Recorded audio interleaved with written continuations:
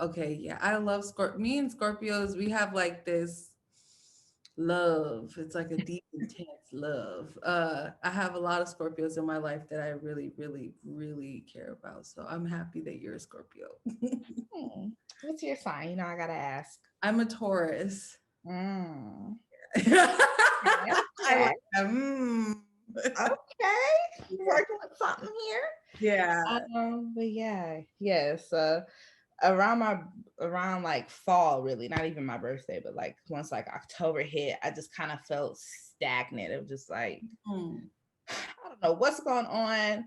This whole year, like I had this burst of like energy at the beginning of like lockdown and quarantine. I'm like, oh, I'm getting stuff done, so great, amazing, bam, bam, bam. And then it's just like as time progressed, I was like, it's been 6 months, it's been 9 months. I'm going crazy. I don't know. I don't want to do this anymore. Mm. Done. It's over. I don't want to partake in this anymore. So yeah, but so I've been trying to get back into just doing things that I normally like to do, and this is one of Nice, nice. Before we get really into it, because I can feel it, I, them. I just want to do a quick introduction. Hi, everyone. I'm Mimi. Welcome back to another episode of Black.Queer.Alive. We are in season 3, and I am here with Maud. I want to get your last name right. Is it Alicorn or Alcorn? Alcorn. Alcorn. Cool, cool, cool. Hi, Maud. Welcome. Official welcome as we're recording. Hey. Um, yeah, let's jump into it. So you said you've been, do you feel like you've been hibernating since your birthday, or do you feel like what's that stagnancy, that what is that? Like where do you think it's coming from? Or is, sometimes I feel like when we go into cocoons or go into an incubation phase, it's because we're like mentally, spiritually preparing for something next. So what's that for you? I think for me, it really is just wanting to reflect. Like so much has happened this year. Mm, So many things have happened just from like March to October. I felt like there was just so many things, so many changes, so much newness, so much going on that I just had to reflect and kind of sit with some things. Because I found myself just like not feeling like I was doing anything or not feeling happy about things that I should have felt happy for, it just kind of felt like things were just moving and coming and oh, this happened, great, boom, and then something else happens, and I didn't really have time to sit with a lot of things. So I was like, I'm gonna take some time and just kind of reflect and sit and feel like what are the emotions that I went through this year? What are the things that I'm excited for? Oh, I did this. This is really great. Let me be joyful in that moment. So I feel like I always around my birthday kind of go into that mode, but this year especially, I was just like, it's been 411 things going on. And I feel like I haven't really sat with or thought about deeply anything. I feel like I'm just trying to stay busy to kind of keep afloat, of just like, I don't know what's gonna happen tomorrow, but let me just kind of keep moving and doing what I can. So I think that it's just that real deep reflection time of just like what has occurred over the past 11, 10 months. Um, what do I want to happen in the next year, 10 months, 6 months? So I think that that's definitely where I've been. I wouldn't quite say hibernation because I've still been working and still um, working on projects and just kind of planning things and mapping things, but definitely deep reflection. And when it comes to deep reflection, I don't like to take on new things when I'm doing that.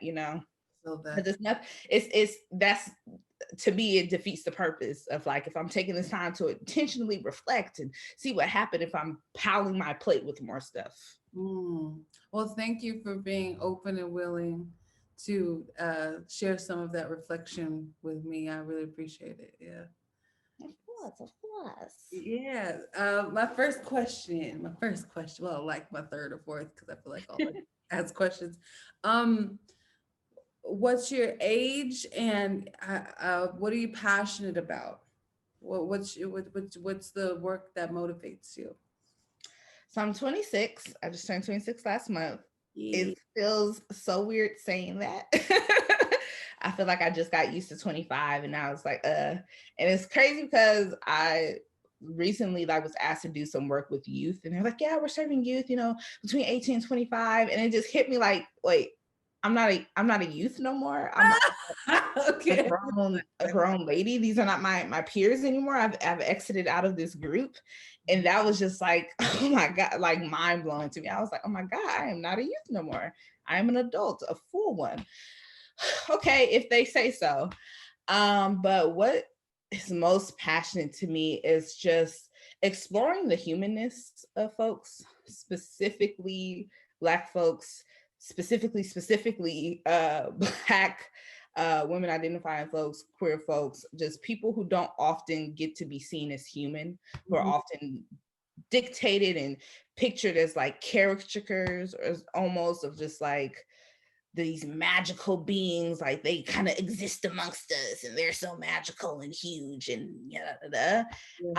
and that really is something that mind boggles me. Is just like how we kind of even myself kind of view, especially Black women, view them as just this so, oh my gosh, we're just so resilient and powerful and magical and look at us and we do all these things and everything keeps going. And it's just like, whew, what a pressure that is, because I'm still just a human being. I'm just a person who just breathes and thinks and feels and hurts and all these kinds of things. And I think that when we think of people too magical, when we place them too high on pedestals, it really doesn't give them the space to just be themselves. And maybe that person isn't magical. Maybe that person just wants to go to work and come home and eat and like go to Trader Joe's and get a soda, and they aren't all these things that we consider them. Maybe they don't want to be the first this or the first that or the first Black woman to do XYZ.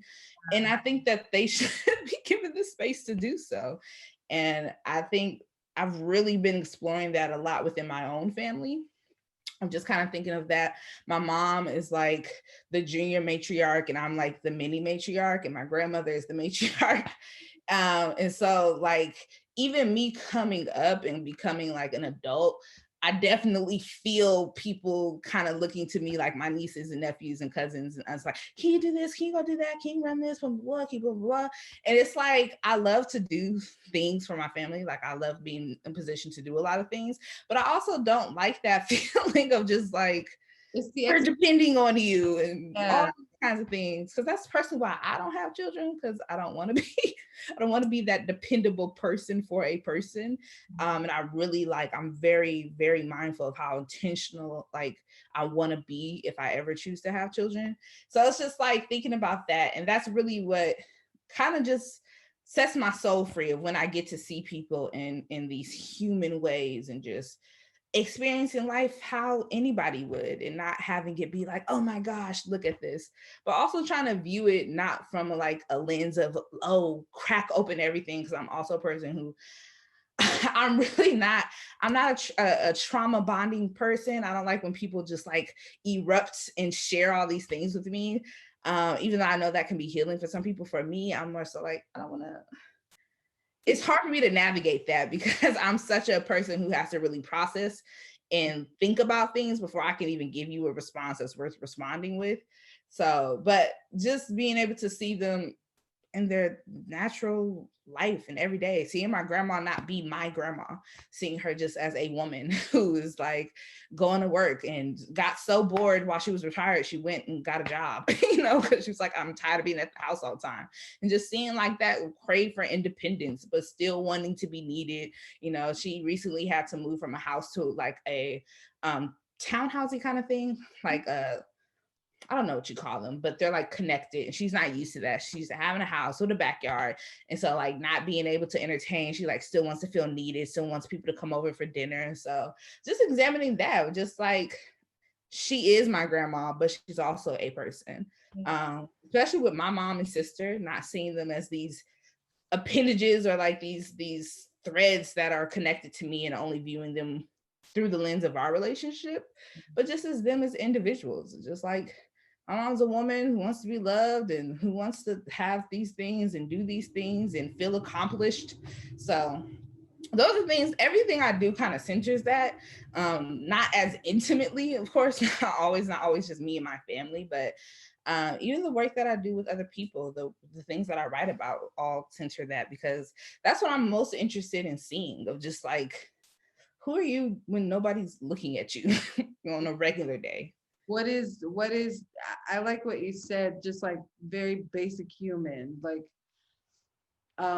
without the layers that they place on you as Black woman or Black femme. I feel framed a lot. I Yeah. feel that it sounds like a framing or having to meet a level of expectation that you never even created in the first place. And what happens when you shed that? I think that's a very interesting lens to look through. Yeah. I do have your book, Black Girl Flesh. I do have it. Oh, yay. And this was one of the things that I read through this summer, and I really appreciated it. Can you tell me about this project? Um, what inspired it, and how long it took to make? Like, what was that whole process like? So Black Girl Flesh really is rooted in kind of what I talked about, of just like this humanness. I was like, before I could really ask this question of people around me, I was like, who am I without all these things? Like, when I take away all the accolades and the people, like the things I've done and the titles I hold, like, who am I just like at my core? Like, what are things that I'm going through and feeling like as a human being? And Black Girl Flesh kind of came about. I was around my birthday last year, I was like, I just want to put out something. It's gonna be like real small. I'm like, not gonna be, it's just gonna be a PDF. I'm not even gonna print it. It's just gonna be super small. I just want to put something out because I have all these things that I've been collecting. And so when I was thinking about it, I was on the phone with my sister one day and I was like, I'm trying to think of names of this like work that I'm gonna put out. I don't know, like it's about, and I told her what it's about. It's about like me and just like me as a human and like in my core. And she was like, well, I don't know what to call it. And I was like, okay. So I'm like saying different things. And I was like, okay, how do you feel when I say Black Girl Flesh? And she was like, I feel a little bit uncomfortable. And I was like, Yay, yes. perfect. I'm so excited that that's the emotion that comes out. And so we kind of talked about, I was like, why do you feel uncomfortable? She's like, well, it makes me think of like blood. And because my sister's a nurse. So she's thinking of it at a very literal level of like, I think of blood and bones and tissue. And I was like, that's exactly what I want you to feel. I was like, okay. So I went to Thailand last year for my 25th birthday on a solo trip, which was like my first time ever like going that far. I did not even realize how far away it was. It's like an 18-hour flight. I've never been on a plane past like 9 hours. So I was in like, oh my God, it was so terrible. But I took some sleep, said it was fine. But I really like wanted to go on this trip. I'm like, I'm turning 25, it's a quarter century. I don't know how I'm gonna pay for this. I don't even know anything about Thailand at all, except that I had a conversation with a lady that, a Black lady that worked at my job. And she was like, oh my God, I lived in Thailand for like 6 months and it was great. And I felt safe and cool. Da, da, da. I was like, okay, I'm gonna go. So like my birthday is November 14th. I bought the ticket like October 2nd and was just like, I'm about to go. And I got it for like $500 off some random Twitter deal. And I wasn't even sure if it was real. I was like, am I being scammed? I don't know what's going on. But it was real. And I went and I stayed at hostels for the first time, which was actually kind of cool because I got there right before the big tourist season. So I had like a whole hostel lodge to myself at 2 out of the 3 places. But I just went and I did all these things and swam in the ocean and was with turtles and all kinds of stuff.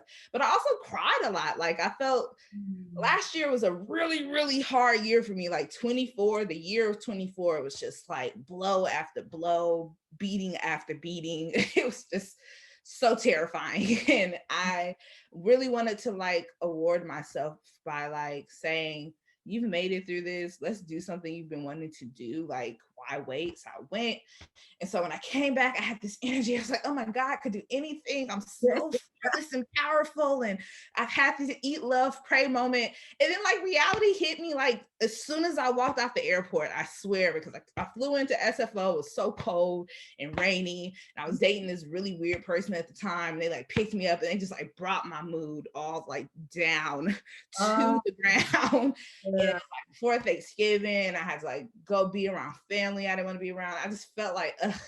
And then it just kind of made me feel like, well, I'm back in this same cycle of this same feeling. But I was like, I really got to shake this because I don't want to feel that way. So I started like writing more than I had it in a long time. And I'm just like writing all these different things. And sometimes it's a sentence and sometimes it's a 6-page letter. And sometimes it's like a couple paragraphs. And I was like, I should do something with these. Mm-hmm. And so I decided to do this project. Sounds like it's going to be real small. It's going to be a PDF. I'm not going to even print it out. I'm just going to like throw up 50 PDFs on my website and call it a day. Cause I was just like, I was really scared. Like if I print this book and nobody buys it, I'm gonna like cry. So it's gonna make me feel crazy. Cause I was really just feeling insecure about a lot of things at that time, like especially about myself. Like I'm like, am I writing something that's even good? Do people even want to read this? And so over time, with the help of a lot of therapy and just a lot of just like really examining how I feel and like why of things, like why do I want to write this project? Do I want to write it so that people buy it, or do I want to write it because I feel like this is something I've been wanting to do for a while now? So once I got over that hill and I got to the crux of it and it was like pretty much almost done, I was like, I'm gonna print this. I'm gonna put it into like a real book. And I was like, scared about that because I'm like, I don't know how to do that. But you know me, I went to the school of Google. I am cum laude Google, you know, like I'm high up there. So me and my good girl Google, we got to work and I found a place to print it out and I printed them out and I had all these books. So I'm like, oh, I'm gonna do stickers. I'm gonna do all these things. And so then I end up having like this really cool rollout, which I wasn't really planning, but it was awesome. But the main thing about it was that I felt that really pushed me when I decided to print it. It pushed me to like print some things I wasn't going to print at first. Cause some of these pieces are really like in depth and they speak about like me and the relationship with me and my mom. And they just speak about me just in my most vulnerable state and past relationships. So I was like, I'm not going to put all that in there. We're going to keep it light. I'm going to keep it cute. So it really pushed me like, if I'm going to do this, if I'm going to push this out, if I'm going to give birth to this and this is going to live in the world, like put it all in there. Just no holds barred. And I really love what I put out with it because I feel like it was such a reflection of me. And I think that I had an issue with permanency for a long time. Like this is permanent. If I print this and people buy it, they're gonna have it like forever.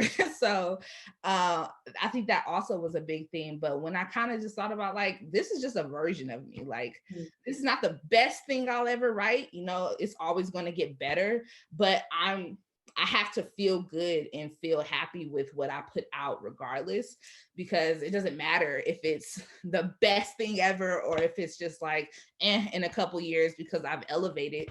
It speaks to this place in time. And I was still, you know, even after, it's so funny you mentioned Allie because I was literally, I don't know. I was talking to Allie like right before the day I put out the pre-sales. I was like, Allie, I don't really know. I just want to do like 50 pre-sales. If I could do like 50 pre-sales, I'm like so excited. And you know, for the whole book, if I could sell like 100 copies total, I'll be like so excited. She's like, you're gonna sell 1,000. Yes. And I literally that first order, I ordered 250 books and I was like, this is fine. I'm not ordering nothing else. This is good. And that first day of pre-sales, I sold 100 books. And I text Allie like, Allie, I sold 100 books. And she was like, I told you. Right. And it was wow. Cause I was like, do people want to read this? And then even then I still was like, oh, people are just buying it because they know me and blah, blah, blah. They're not gonna really read it. But then people like started hitting me up like, oh gosh, I really love this. It's great. I love how you did this and blah, blah. I'm like, oh my God.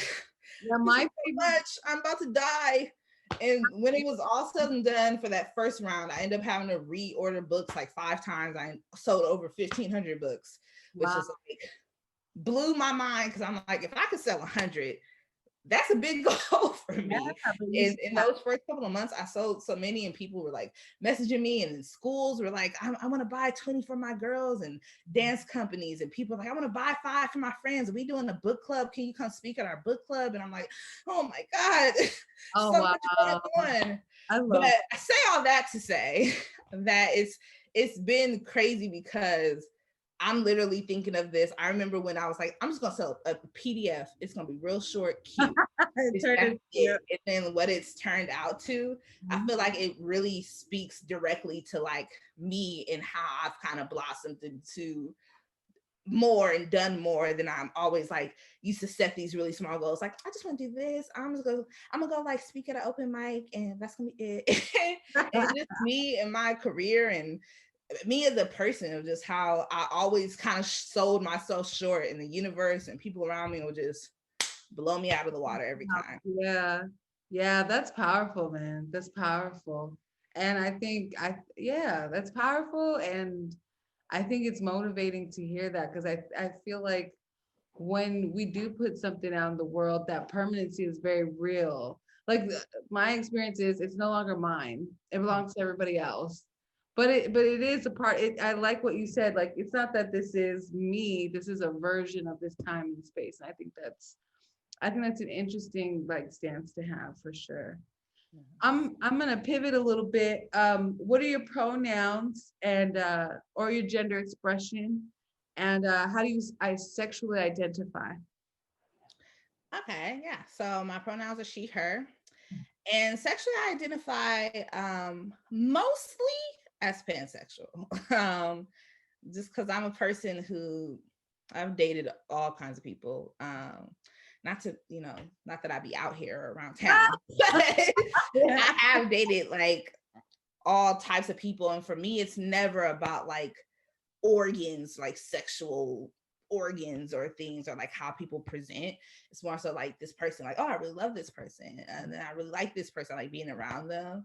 I'm currently in a relationship with a person who identifies as a woman, and that's it's just interesting, but that's besides the point. But yeah, primarily is pansexual, just like someone who just, if I like you, I like you. And I don't really care about all those other things. And it's interesting because I feel like when I date people and they tell me things about themselves, like, I'm this, or, I'm more of a, like my partner when we first met, she was like, I'm more of like a masculine presenting woman. I hope that's not a problem. And I'm like, girl, I don't care. I don't care about any of that. I don't care how you dress. I don't care how you wear your hair. I don't care about any of those things. Like, it just doesn't bother me. And I think that sometimes when I date people, it's so like, whoa, that's so taken aback, and and to me, it's just kind of like how I've always been. I think that I spend a lot of time like dating, of course, like cis het men, specifically Black men, because like, oh, I don't want anyone to know that I'm just this person. I just want to go with the norms of life. And it's pretty hellacious there. I'm not gonna lie to you. Wasn't the best experience around those parts. No negativity to them, but I just kind of always felt like I was boxing myself of just like, if I just say, and even when I first was like, I date women, I'm like, oh, I'm a lesbian, or like I'm bisexual. I felt like that was really boxing myself into like, now I could only date this kind of person. So yeah, that's who I am. When we date, because I'm also pansexual, I love being with men, like cis hetero Black men, but it is harder to navigate that space. It's like there's so much about their own framing or like their own constructs, that if you choose to participate in a relationship with them, that you just like find yourself dancing like dipping. Yes. And it's not, it's dope.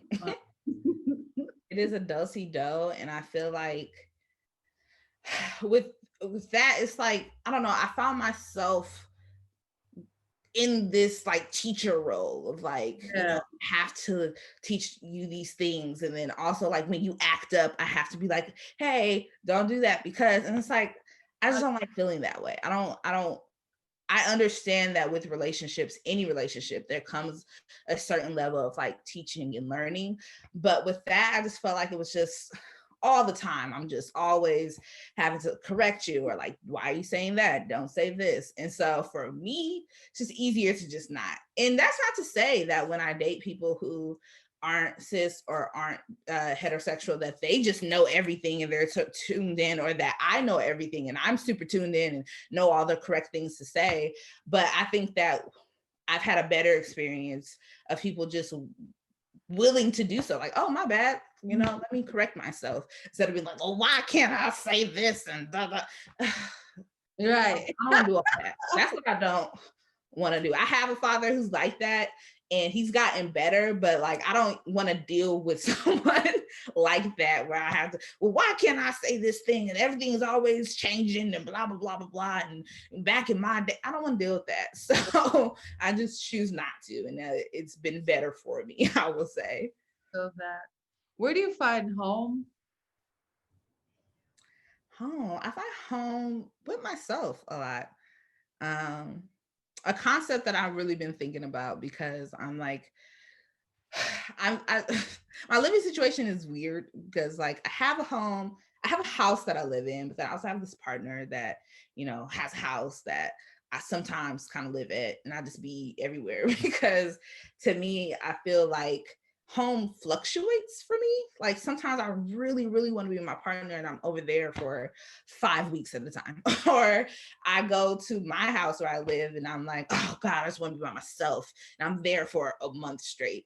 But I think that is mostly that is because it mostly depends on how I feel. Like when I feel like I'm cared for, like really loved and loved on, like that feels like home to me. And oftentimes that's usually with myself and by myself. So I spend a lot of time like by myself in my home, because it just feels most comfortable to me. But in general, I think I'm a person who I go where the loving is, and when it's not there, I be gone.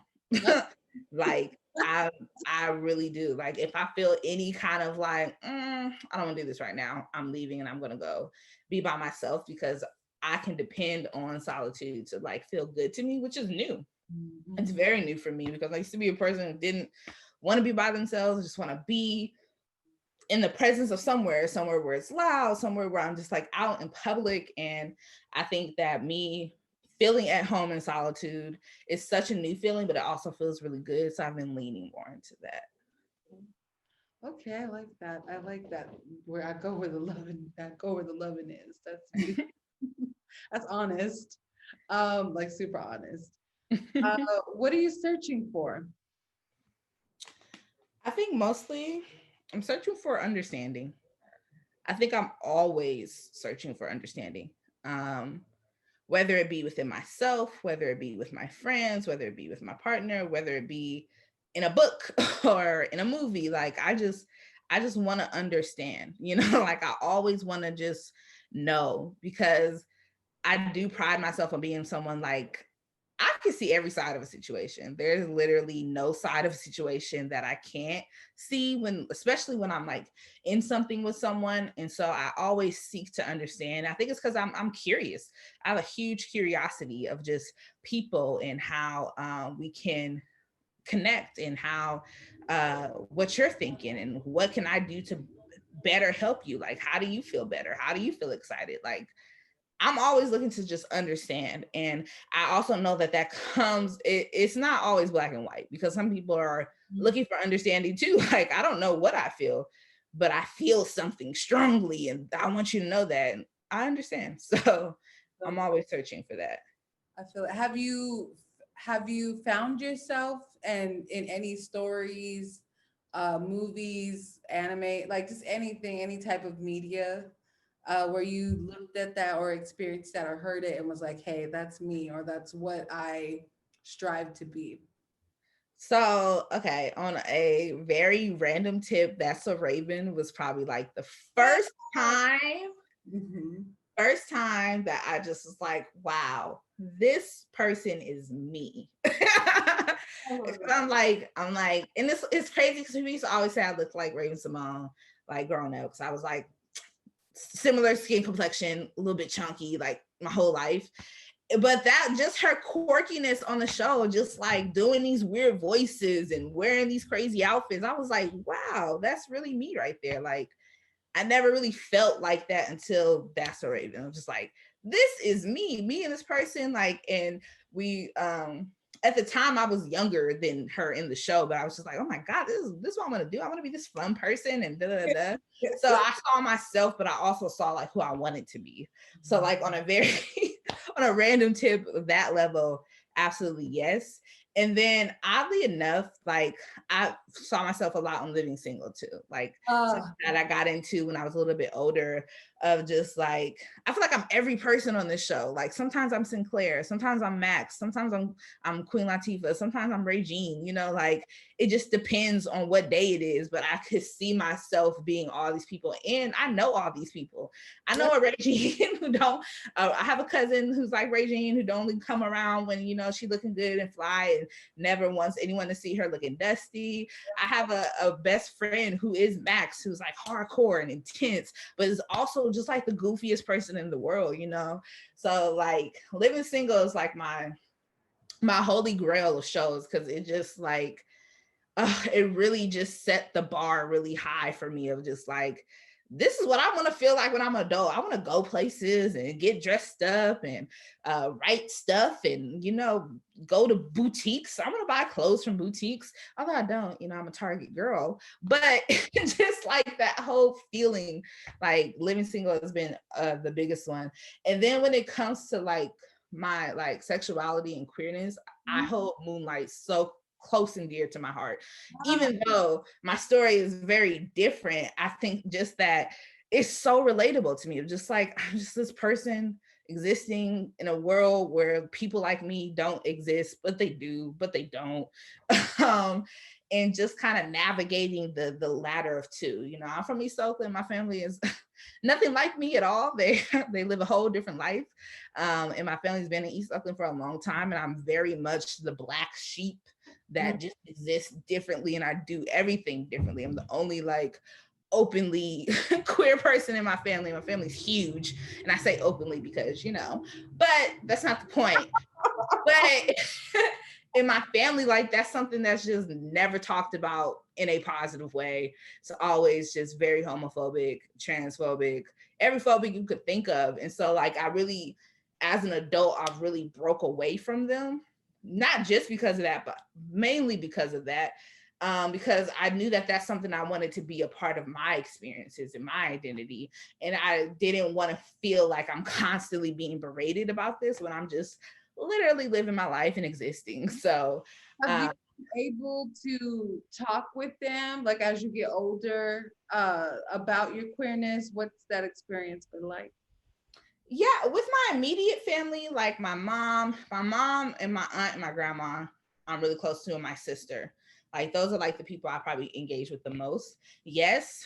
And even with them, I feel like sometimes it's still like, I don't understand. Like, you know, my mom asked me like, when are you gonna date a girl who doesn't play basketball? Because she's like, you always date this kind of like more person. When are you gonna date like a feminine person? I'm like, would it make a difference? Like, if they were, we all have coochies here. I don't understand. But just things like that. And then my grandma, who hasn't been to church since probably 76, it's like, I just think it's not right in the eyes of the Lord. And I couldn't do nothing but laugh, because it's just like, I know y'all like in real life.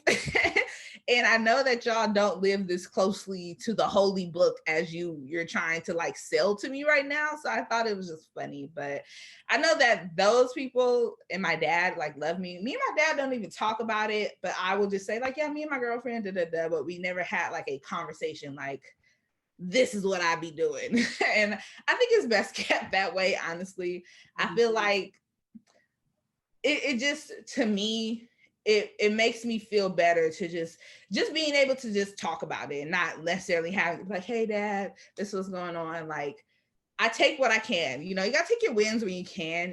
And I always thought about like just sitting every person down, but some people I just told in passing, like, this is my girlfriend, she's a woman. I feel like I feel like television has created like this whole myth about coming out. Like, like you gotta have this moment where you sit your parents down and you gotta be like, look, by the way, right?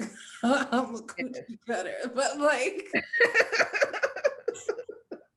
but I feel like the whole concept of coming out needs its own queering as well. Like, Yes. it's not the same for everybody. Coming out as gay or revealing transness, like everyone's process is so different, but I feel like even the whole idea of coming out has been like hetero centered. Like we Yeah. only see it through like this lens of like this white boy sitting his parents down saying like, by the way.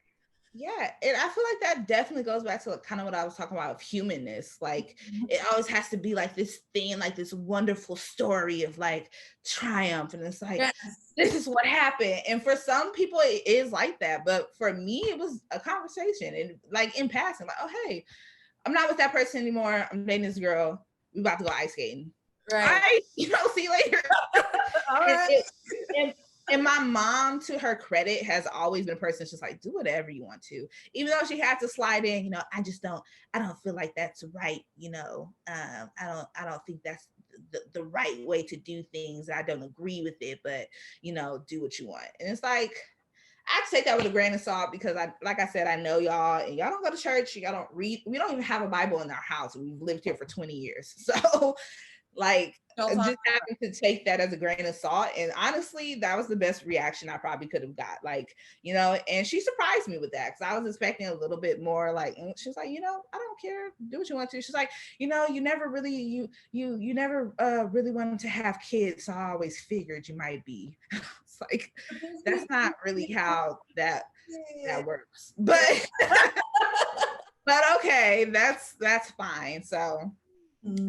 had a good experience, like as best as I could have hoped for, honestly, like knowing what I know, like of course it could have been better, but just knowing what I know and knowing my family, it was as best as it could be. So I mean, there are queer folks who get thrown out their homes, kids. yeah. That's a reality too. So yes, that is one of the best scenarios that you could possibly hear. I'm gonna Yeah. pause this real quick because I have to turn on this light. It's getting dark outside. I So probably should do the same because start it up again. Hmm. When do you feel safe? um I think I feel safest when I'm alone, honestly. And I say safest because I think that safety is something I'm still navigating. Mhm. Um, because just as of a couple of days ago, I've had this incident with the ex who's just been really encroaching on my safety. And so I think that I feel safest when I'm alone, but I think that my sense of safety has really been shaken. I think I've over the past few years dealing with this person, I don't think I've felt safety in a long time. Of just like maybe in Thailand, I felt most safe there, which is crazy because I'm like in this whole different place. But it was like I'm just somewhere and I know that this person can't be around me, can't come around me. But I think that my literal physical safety has been something that hasn't felt safe in a long time. But when I think of like what safety for myself feels like, when I'm alone, I feel safest of just, I know that this person in this room isn't going to hurt me. I know that this person in this room wants the best for me. And I think that I kind of work through feeling safe because I do have friends that make me feel very safe in their presence. My partner makes me feel safe, but I think that the overarching sense of safety, I feel sometimes I can't be saved by them if something happens, or that I can't be safe with them because anything could happen. So that's a question that I feel I'm still learning and trying to figure out. But definitely I feel safest when I'm alone. It sounds like you're like, I can control my output, I can Yeah. control my environment. So when I'm alone, that the opportunity to, and then not control in a bad way, but control in an obvious way, I guess you could say, like an outcome, you know, being able to dictate the X, Y, and Z of things. Yeah, Yeah, yeah. I think absolutely. that's important. Shit. um, And it's crazy because I say that all the time, like it's crazy, but it really be crazy. It's crazy because I think that I'm often a safe place for people. Or mm, like a safe space, like people know they can come to me and keep their secrets or just comfort them, or like this is a soft and safe space to land. And so I think that when I don't feel that in return, it does feel like isolating. Like, where's my safe space in this world? Like, where can I land and feel like totally I'm God and I'm good?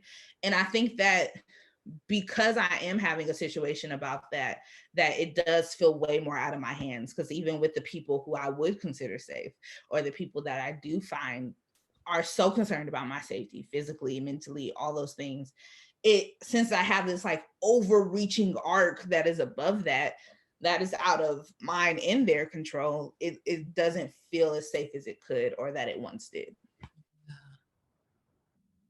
do you ever feel that you'll get to a place within yourself and in relationship with others that feels comforting and safe, or Yeah. is that what you're okay? I think it's definitely possible. And I don't really think that it's that far out of my reach either. I think that it's a lot closer than I let myself feel. But Mhm. I think that it's mainly me. Like I don't think that it's the when it comes to feeling safe around others, it's me of just like the second I feel safe, then the safetiness will not be as safe as I thought it was. And so it's like not really trusting myself or allowing myself to feel comfortable, like, oh, I can be me here, I can feel good here. And I think that that has to do with the actions of some, but it mostly has to do with me relearning what that safety can feel like, of relearning of like, okay, when I'm in a safe situation it feels like this, let's lean into that. When I feel unsafe it feels like this, let's get out of that. Okay. Mm. We're going to pivot a little bit and access the memory. Tell me about the first time you realized you were Black. Mm. Um, this is a hard question. The first time, Yeah. I would say elementary school. I grew up in East Oakland. I went to an elementary school, still there, Melrose Elementary School. And at the time that I went there, it was predominantly like Latino, Asian, Islander students.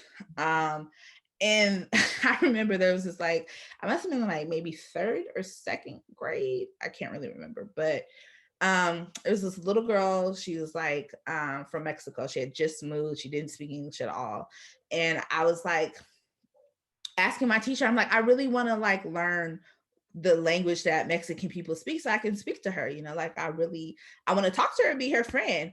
And she was like, well, usually someone like your age would learn Spanish at home. And but my parents don't speak Spanish. And she was like, yeah, because you're Black, you don't speak Spanish. You guys just speak English. Of And I'm course, like, Spanish. I was like, okay. Did that and what did it you do? Mm-hmm.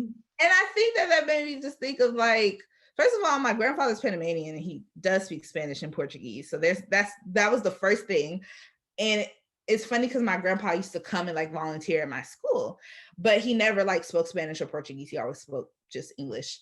But it was just interesting because she was like telling me like I couldn't learn Spanish because since I'm Black at home, no one was capable of like teaching me Spanish. And at the time, I didn't really think of it as like a black and white thing. I'm like, I just want to like communicate with this girl because I know that she speaks Spanish. And it just kind of felt like super discouraging of just like, girl, no, your little black butt is not learning Spanish ever to speak to anyone. So go away from me. And it was really just kind of like, okay.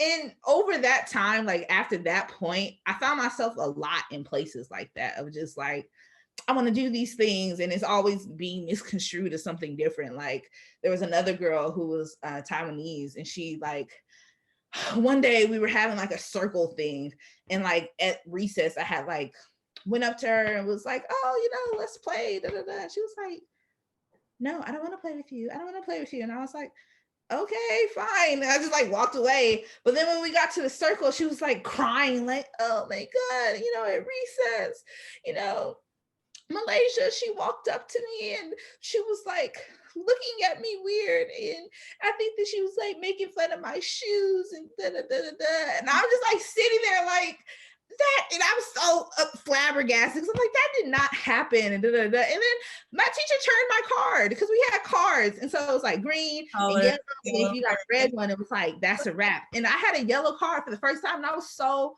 mad, and I was like crying and upset, like that's so unfair because that didn't happen. She was like, you're gonna go sit in the corner, I'm gonna call your mom. And I'm like, what is going on here? Because this little girl is literally lying on me. I'm like just trying to play with her, and she's up in here talking about I'm talking about her, and you're just like, oh, I'm turning your card without even hearing my side of the story.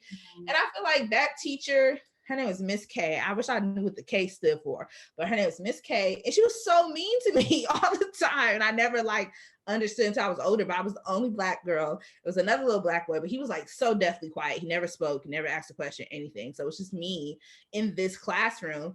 It's just like, it was just so unfair to me. So I was like, I'm just existing and I just want to play with people and they're all treating me like I'm so mean. And it's like I never thought of myself to be that mean person. I always wanted to play with people. I always wanted to like see what's going on. And that at that year of school, I feel like I got in trouble the most. And it was like, I'm literally not doing anything. I'm just so inquisitive. I'm so curious. I want to learn things and like talk to people and learn things about them. And like, no, we're not doing that. So yes, definitely third grade with Miss K. And I hope she's not teaching no more anywhere because she was mean and she was a racist. That's so scary. Like just how Black girls being themselves and trying to connect, you know, gets turned into like this vilification and like this trampling of character. That's like, what the fuck? I'm just like, at recess, like, and it's crazy because I went to school with my cousins. I had two younger cousins who were in the grade below me, but the way the school was set up is like when recess, you only had a recess like in your section. Yeah, so we didn't have recess all together. So it was just me, my class, and the class next to us had a recess at a time. And that school was broke. We even had no jungle gym, and we had just like this one little patch of grass. And so it was already a bad experience. Yeah. Like, you know, it wasn't fun at the school, you know, outside. But yeah, that teacher was just such a bitch to me. And it was just like, I didn't even realize it until I got older because I was thinking about, like, one day I just sat and I was thinking about one in grade school, like in elementary, I never had any Black teachers. I didn't have my first Black teacher until I was in high school, and she was Nigerian. She was a math teacher. So I automatically hated her because I'm not a math person, never been my thing, even though she was really nice to me. And I should have been nicer to that lady. But it frustrated me because like she was teaching algebra. I think it was an algebra one with her. But that was the first time I ever had a direct Black teacher in school. And I was school in East Oakland, you know, and a lot of those schools in elementary and middle school, I didn't have any Black teachers. And then when I went to Laney College, I went to Laney College actually for a culinary program, but all my teachers were Black at Laney. Like my English teachers were Black, my teachers in the culinary program were Black, my math teacher was Black. So it was like super interesting. But when I was reflecting on that, I was like, ugh, that was like the worst teacher I ever had. And she just was so mean to me. And I feel like growing up, she really enlightened like a mean streak for me. Like when I was at the end of elementary, like beginning of middle, I was just like always mean and just like, I don't want to play with you. I don't want to talk to you. And it's like, dang, that teacher really did one on me. And I'm sure she just didn't even think of it like, you know what, I should be nicer to this little girl because she might grow up and just be mean to everyone, be a bitch. And she didn't even think about that because fuck that, because I don't give a fuck about this little Black girl. So hope Miss K sees this. Miss K from Melrose Elementary in East Oakland, I really hope you see this and you think about the way you do things. That was 20 years ago. That teacher might not even be alive, but that's not even a point. Okay. But yeah, that was my long answer. Hey, you better, Miss K, you better watch your back. Better watch it. Right. I'm sorry. Who was I talking to the other day about our blacktop nemesis? Like people in grade school, he were like, you know, if I saw that bitch today, I'd still fight her. Yes. And it's crazy. Miss K is my one. Right. Miss K is my one. We could go from the shoulders, me and her, because she was just always so mean to me. And I never understood why until I was much older. And I was like, damn, that bitch was racist. That's who she was. That's why she was mean. She's racist. Working at this school with Black kids and Latino kids and Pacific Islander kids, like a very mixed school. Like, I didn't have no white classmates. Like, none of us were white. We were all like of color. But just where I grew up, it was primarily Latino, a Latino community. So at that school, it was just in that class, it was just me. But in the school, there was a good amount. But just, I guess there wasn't many Black third graders at the school. So that makes me sad. Not like who, but it's also like, damn, like I wonder how many Black girls to this day have that experience, you know, from these authority figures that are supposed to teach you, educate you, you know, give you knowledge, care, especially at that age. It's all about caring and guiding and loving. You know, I don't if you can't love on a child in the third grade, you should not be teaching, but whatever. at all, ever. Period. We're gonna pivot again. That was interesting. Tell me about the first time you realized you were queer. Oh, to myself, probably like 6, which is funny. It's so funny because, like, I'm gonna tell you a very embarrassing story. Is that okay? Yes. Okay. So growing up, my mom. She's gonna kill me if she ever hear this. But my mom had a collection of DVDs, we will say. And so like I one day just found them and just decided to go through them. And I'm like literally, my mom worked night shifts. So in the daytime she would sleep like mad hours. Like she would get home, pick me up or whatever, or like whatever day it was, like during the school year, she would come pick me up, take me to school, pick me up at school, and then go home and just be sleep for like 12 hours before she has to go to sleep at night, before she has to go to work at night. So I would just be by myself, and she would always sleep downstairs on the couch instead of in her room for whatever reason.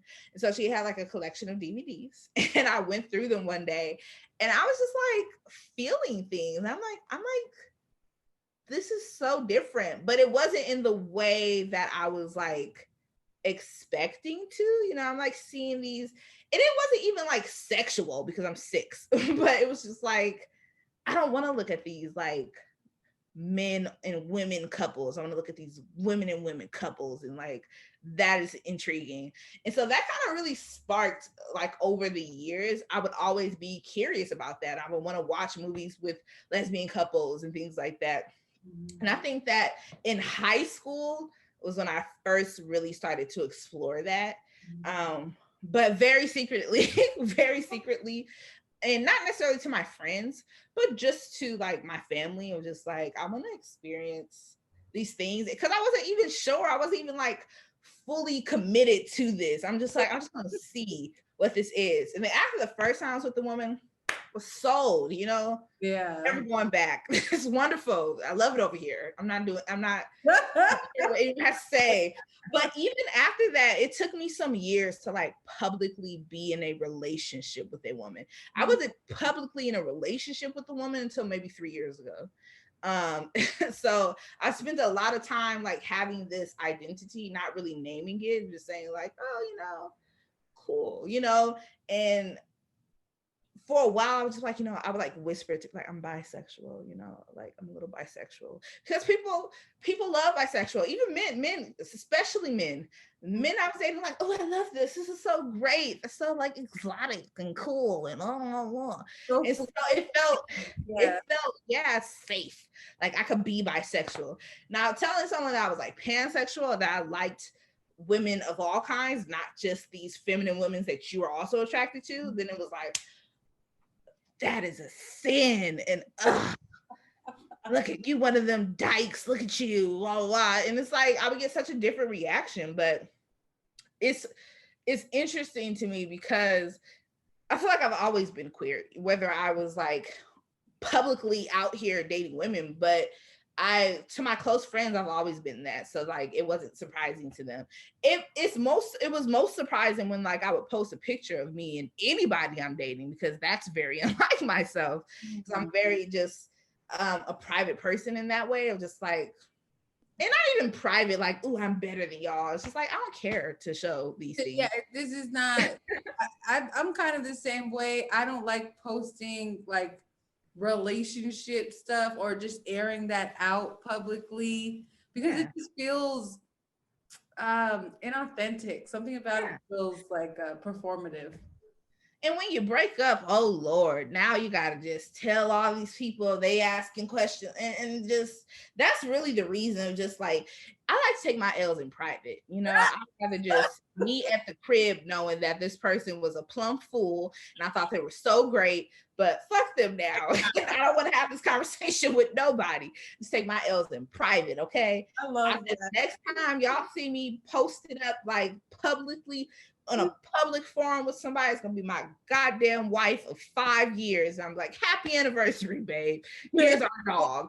Because it's just like that definitely happened to me at the top of last year. I was dating this girl and I thought she was so wonderful and the best thing smoking, best thing since sliced bread, and she was just, a nigga in a woman's body. She was terrible and I regretted it immensely. And for months people were like, oh, what happened to this person? What happened? You and this person together? No, fuck them. So I learned a valuable lesson of like, I'm not doing that no more. I had to tell please stop asking me about this person. Like I had to make a post about that. Like, don't ask me about this person no more, that we're not together. This is their Instagram. If you want to go follow them, go do that. But leave me alone about it. Yeah. I have blocked them figuratively and literally out of my life. So I learned a valuable lesson. So I just said, I'm not doing that shit no more. So all that to say that I feel like I've kind of always been this person. I've always had these feelings. And it's crazy because I would date men, like cis het men, and they're like, oh, you seem like you might, when I first met you, you seem like you might like women. I was like, you think I like a women? I am not no lesbian. Just totally faking, projecting, like, because I've always been a little tomboyish. And so to me, I just always had this negative, when people would say that, it would just take me to like, you think I'm a man, or like that I'm not feminine, or that I'm not a woman. So I would be so offended by it. But some of those people did mean that by it, of like, oh, just because you're not feminine and you don't exude this womanly essence, then oh, you must be a lesbian. But some people just like, you just seem like you'd be okay with that. Like, no disrespect, it just an observation. So yeah, so that's my very long-winded answer of that. Thank you for that. I appreciate it. If you could go back to your 12-year-old self, what would you tell her? Stop wearing all them damn ponytails. I used to wear a lot of ponytails growing up. Yeah, my hair broke out all around the edges.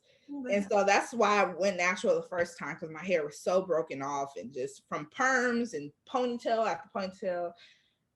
That's the first thing I would say. But on a deeper level, I would say, like, quit trying to fit in. Like, stop trying to fit in with people and be whatever you think would best be you, like whatever version of you think would be best, and just be yourself, like, and take some time to figure that out. You don't have to have a definite answer in high school or in college or at 25. Like, you don't need to have a definite answer. Like, really take the time to feel and come into that, and take care of yourself. Just take care of yourself. Fuck these dusty ass boys. They all suck. They ain't gonna never be nothing in life because they all terrible people. Dang. Okay. That is mean. But in high school, boys is mean to me. So, forget them. Where they at now? Okay. Who knows? I wouldn't know because I don't even be on Facebook, and that's the only place I would ever see them. But yeah, take that time and just be yourself and feel good with that. It's okay to be fat. Like, it's okay to be fat and like be okay with being fat too. Like, it's cool. You can still do and wear and be who you are. How do you navigate being fat? To me, it's like, okay, like now it's just like, I don't even think about it. And I feel like I often thought about my body like, oh, I need to lose weight here, or this is my boobs sag too low and I need to get them done, or like I got all these stretch marks. I haven't had kids yet and I got all these stretch marks and things like that. And now I think that I've gotten to a place where it's like, girl, every person I ever been with liked it. So, That part. I like it. I dress really cute, and it's better now because I was a fat 12-year-old where there was no clothes for fat 12-year-olds. So I was just, God, at the mercy of Torrid when my mom would let me get one $80 pair of pants from there or something because it was so expensive, or Lane Bryant, or just like dressing hideously. But now there's so many options. And I always used to tell myself, like, the main reason I would ever lose weight is just so I could wear more clothes, because the options for fat women is just deplorable. Like, oh my God, there was a point where do you remember peplum tops? The peplum, and I like those. So it's like a shirt and then the little it goes out like this. Oh my God, I remember them. That was just like, everything was that. It was on dresses, shirts, sweaters. It's like, this is hideous. Or what they call the cold shoulder tops, where like cut out. Oh my God, I hate it. See, I like this way. I like the fat girl fashion now, because like when it first started, like in like 07, 09 or whatever, it was just like catering to the cute fat girls. Like, yes, it's plus size clothes for girly girls. Now I feel like there's just such a there's such an option, like, of what the shit that I could wear. I could wear cutoffs one day. I could wear fucking colorful rainbow shit this day. One day I'm a tomboy. One day I'm like, the options. Yeah, you're right. It's just so beautiful. It's not just floral and leopard print. No, that part, I hate like it. So much floral. My God, I just. Or when nobody wants to wear that. The floral with the print, and it was just like, what the fuck is, or the stripes? Oh, get out of here. Terrible. And I think that now it's still something I have to navigate, because I feel like I recently lost a lot of weight just from stress. Like, I didn't mean to like lose weight. I was trying to lose weight and I just ended up losing weight. And so people are like, oh my gosh, you're losing weight and blah, blah, blah. You look so good. And it's like, girl, because I'm stressed out. Tired. 8 jobs and I don't sleep and I only eat once a day. It's that. And I just shove it in my face. And in those moments, I feel it more of like, y'all would love for me to lose weight. And it's like, because you're fat phobic, like, whether you know that or not, but you think it's always a positive for me, a fat person, to lose weight, because you don't want me to be fat because you don't like fatness. But to me, it's just like, girl, I'm stressed out over here. Please send a care package, because that's why I'm losing weight. And so my weight fluctuates a lot like that, to where it's noticeable. Like, sometimes I'm up here, sometimes I'm lower, and it just depends on my life. Like, I haven't actively tried to lose weight in so long. But when people comment on it, it's just like, why do you care? What does it care if I lost weight?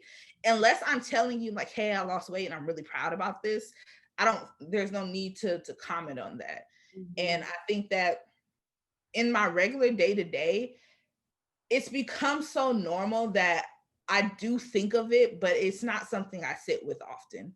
Just Absolutely. like, this is my body. I've had this body that I'm in right now in this state. I've had it for like at least 6 years. Like the last time I tried to lose weight, I was a teenager. So Yeah. um it's just a part of me, and I love that the rest of the world is catching up and understanding that, and that we're seeing. But even then, of like body positivity, of course, has gotten this cloak of whiteness that everything does, and Cloak of whiteness it's commercial weird. stuff that is very disgusting. Yes.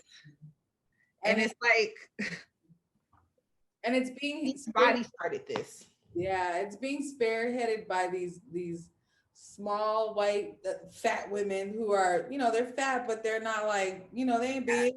Girl, you kind of thick. Big. And it's getting really fucking disgusting. I'm over it. I'm over the whole body positivity thing. Or It's definitely, yeah, because it'd be like size 10s and it's like size 12s. And I'm like, I'm sure someone has called you fat, but I'm size 20, 22 some days. Like, that's a whole different level. And then I also understand that there's people who are way bigger than me who navigate different, who are shaped different. yeah, And I think that there's not a lot of representation of shapes. It's always just like super curvy, like super small waist flat and ass, small waist. perfect face and perfect hair and just a little chubby around the waist. And it's like, I'm not that. I'm not a proportionate. I got saggy boobs, I got stretch marks and a big belly, and so I don't really see myself in those kind of aspects, but I think that it's chugging away. Of course, everything always needs work to me. That's how I look at things. Like, there's nothing that's ever like, you know what, this is finished and done and we're done with it. But it's much better to go on websites and see actual fat women wearing fat clothes and not just like a skinny woman wearing a dress and they're like, oh, but it goes up to 2x. So, and better materials. My God, I don't know what they used to make plus size clothing out of, but it's just spandex and things that when you put them on, the pattern stretches and just rayon. My God. So I just love that there's more options now. Same, same. What do you want to hear from your 60-year-old self? That we have fun. Mm. That life was fun up until that point, because I would hope to have some more years beyond that, but that it was fun, that we learned a lot, that we stayed a student. My grandpa always says, if you act like you know everything, nobody will ever teach you anything. So Ooh. I love to learn like a student. I just love to learn new things. And that we weren't afraid to do the simple things. I think that with me in life, I'm always like, oh, let's like do big things, let's go far, let's reach. But when it comes to like relationships, like getting married, living with someone, these are things that like send me into states of fear. So I would love to hear that I wasn't afraid to do the simple things, and that I just kind of experience the regular things too, and not so focused on just being big and better and doing all these grandiose things and everything, of just being regular too, just Yeah. having a house and some dogs and driving a Subaru or something, having a farm. I really want to hear that we got the farm, girl. That's one of my biggest dreams, is to have a farm. I want to have a farm in the middle of nowhere that just grows all kinds of things like weed and vegetables and animals. But we wouldn't eat those animals because I couldn't kill them and it would hurt my heart. But that it could be like an oasis. I would love to do artist residencies there for Black queer folks to come in, and they learn how to grow food and do all these kinds of things, but they also get to do their art for like a year to 18 months, like a nice long residency where they 3 days a week they learning how to grow food and stuff, and the rest of the time they could just paint or draw or dance or sculpt or do photography, whatever. And when they leave, I could give them like 50 grand to just go start somewhere and do something. That's one of my dreams. And then me just living there, having fun and inviting my girlfriends a couple times a year to come and do retreaty things and just having this land somewhere I'm just unbothered and uninterrupted and just living my life and with some strong Wi-Fi so I can still be connected to the world, and enough money to be able to fly wherever I need to go, whether it's home to Oakland or to New York or to Dubai, where I could just go wherever I need to go, do whatever I need to do, but this is home. So Maud, I pray and I bless you that you get all those things and more. I really think it's possible. I'm gonna invite you to my farm. I love farms. I don't know. Wouldn't talk to too many animals for too long. I'll go. I'll be there. I just want like a chicken. Like I don't want to kill these animals. Because listen. I've tried being vegan and it was cool. Okay. But I just don't see that long term for me. But I wouldn't eat my animals. That's just wrong. No, I couldn't do that. Frying up my personal chicken. What if they give you the eggs? Do we eat the eggs? Yeah. Mm-hmm. I used to live, my first place ever by myself was like a converted garage in San Pablo. And there was like a whole chicken coop in the backyard. But my landlord would give me fresh chicken eggs all the time. And she's like, just clean them off. Don't worry about the little scratches on them. So yeah, absolutely. And that was fine. I liked it there. I would go out and pick the eggs sometimes too. So that's nice. That sounds like that's a dream right there. I love that. yes. How do you experience love? Ooh, abundantly. I feel like I'm a very loved person first and foremost, by my partner, my friends, by my family, like people that I'm around. And I also feel that I move in love a lot. Like since I know how that feels, that's always like my main motivator. Like I know what it means to like be loved and be cared for, and so I like exude that and also work with that when I write, when I perform, when I'm in community. Like that's my first thought. It's like, how can I care and love for this person? And people around me would definitely say like I may not be the best to reach via text or phone, but when we're face to face or when I know it's your birthday or whatever, like I really try to be as intentional. Every time I reach out to people, I try to be intentional. And I think that I love people for who they are, like just where you at. Just like whatever that may be or look like or feel like or sound like. I never want people to be more than what they are for me. I think that does a disservice to them, and it does a disservice to us, like how we communicate and engage with each other. It's like I don't want to be around the person you pretend to be. Like that's not fun. That's not authentic. That's not real. And I think it's also on me to be able to be that space where people can be their real selves, because I think it's easy to be like, oh wow, you're being this fake person or whatever, but have I created a space that feels good? Have I been someone that they know, like, what, I could be myself around that's cool, like it's fine. So just building that way, but also just understanding that love looks so much different than I thought it would.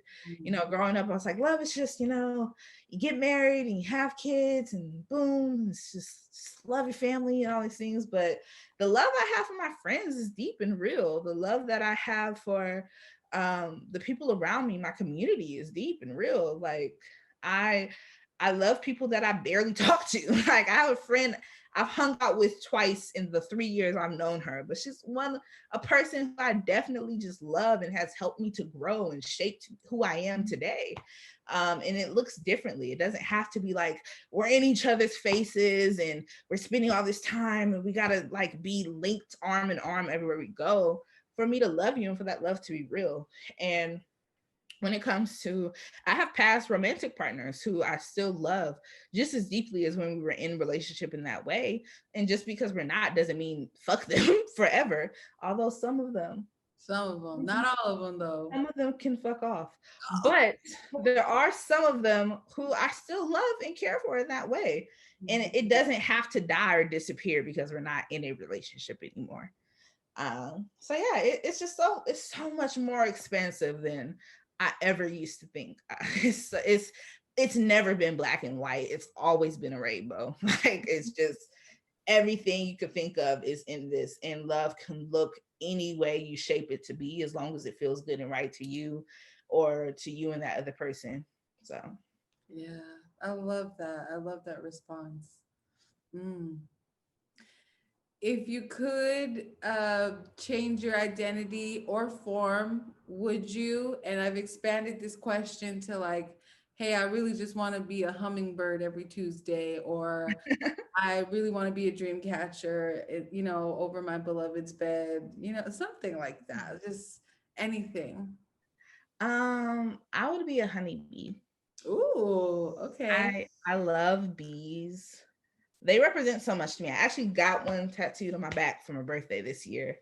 And that bee, I would want to be this bee because it's unique. It's not the proportions of an actual bee. um, so I wouldn't be a honeybee. I call it my bee, just my bee. And it has like 5 legs instead of 6. It only has 1 antenna. It's not, it looks weird, but I wanted it because I'm like, if I ever see this bee in real life, I'm gonna just know something. I don't know what, but I'm gonna just feel it in my heart. Because my tattoo artist like showed me this literal bee, and I'm like, I just don't want it to look like that. I want it to be kind of funny. Every time I look at it, I smile, and it makes me laugh, and I love that. But I would be a bee. I don't know. My whole life, bees have just always been like my insect, I guess. Mhm. They follow me, they land on me. I've never been stung by a bee, but I'm always surrounded by bees, and they always land on me. Wasp, on the other hand, be Yeah. tearing me up, but bees have never done me wrong. Mm. Um, and they represent a lot to me, like cycles. Like a bee be working, okay? They gonna make this honey. Like that's their goal, like to make this honey and just to have it be as pollinated as possible. And they have a queen that they look up to and they worship, and they go out into the world every day just trying to make sure this honey gets made. But they also can be killer bees, but they also can be like worker bees. Like they could be anything, and they kind of represent cycles to me, because a bee would rather kill you than you get one up on them. They rather sting you and die, and just like, you're not about to play with me. I died a warrior. I'm so committed. Yeah. I'm so committed to this hive and this honey. I'd rather off myself than to deal with you. And I just always love them. Like when I need a affirming, or when I need some understanding, or if I really just want to feel like this is correct, this is right, a bee will appear, land on me, and go away. And I've never been stung by one. So I would be a bee, to be that dedicated and committed, but also just to something that to everyone else is just like, girl, it's just honey. But like, it's my honey. It's our honey. We as a community make this honey, and it means so much to me. So that's my answer. So intentional with their lives. Yes. So intentional.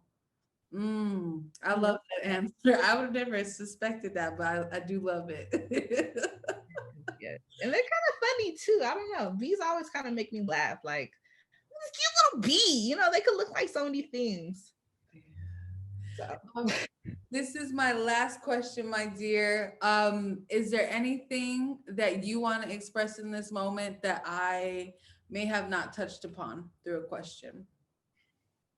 I